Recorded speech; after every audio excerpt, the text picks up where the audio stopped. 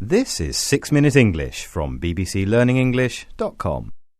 Hello, I'm Rob and this is 6 Minute English. I'm joined today by Alice. Hi Alice. Hi Rob. Today we're talking about universities around the world and a new list that shows the top 200. I'm going to start by asking you a question, Alice. Which university has come number 1 in the list? There are so many famous universities around the world. Let me guess. Is it Cambridge? Well, Cambridge University in England is certainly on the list, but you'll have to wait until the end of the programme to see if you're right. OK. This new list is called the London Times Higher Education List. It ranks universities on a number of factors. These include its quality of teaching, the influence of its research, and the income it gets for research. So if these factors are higher, the university gets a higher ranking. That's right. Of course, funding is very important. Funding. That's money, in other words. Is a university more successful if it gets more funding?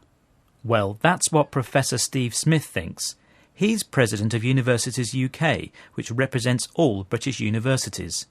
He says the US puts 2.5 times the amount of gross domestic product, or GDP, into its universities than we do in the UK.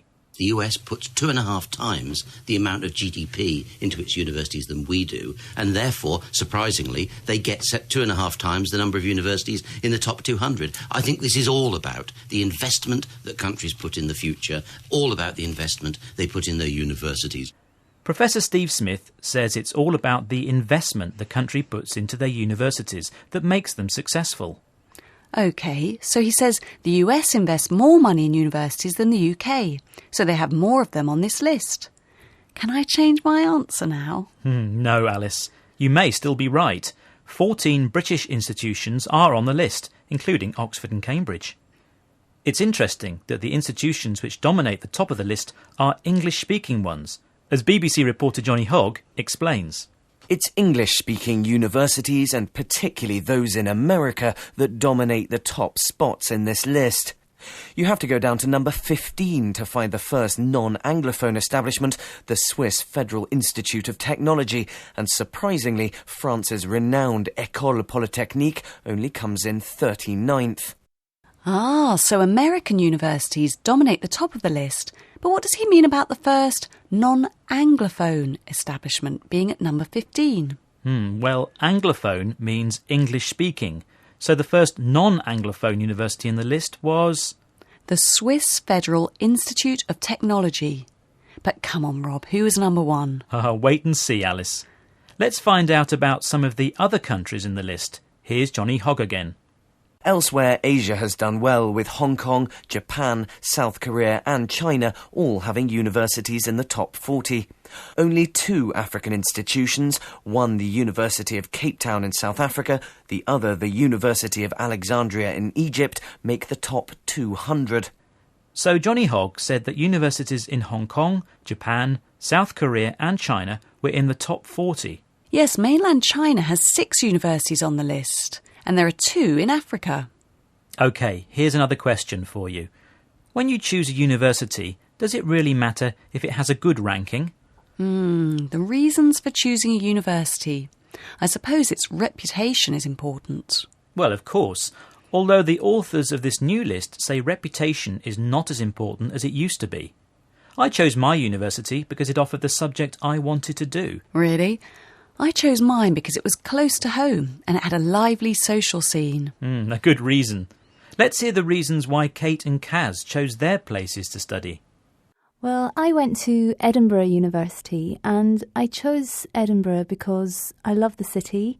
The university had a very good reputation and it was close enough to my hometown without actually being my hometown. So it was only about an hour away, so I could go home at weekends if I wanted to.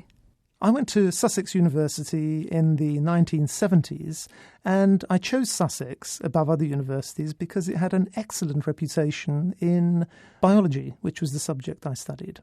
So Kate is like me.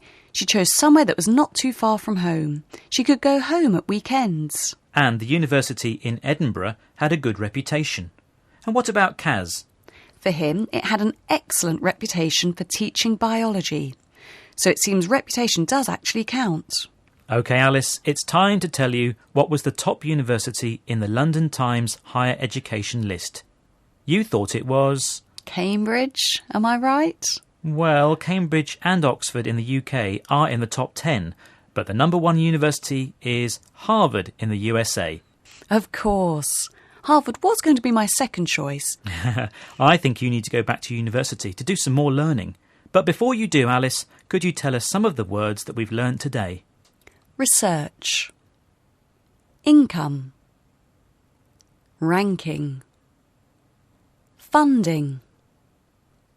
Gross domestic product. Investment.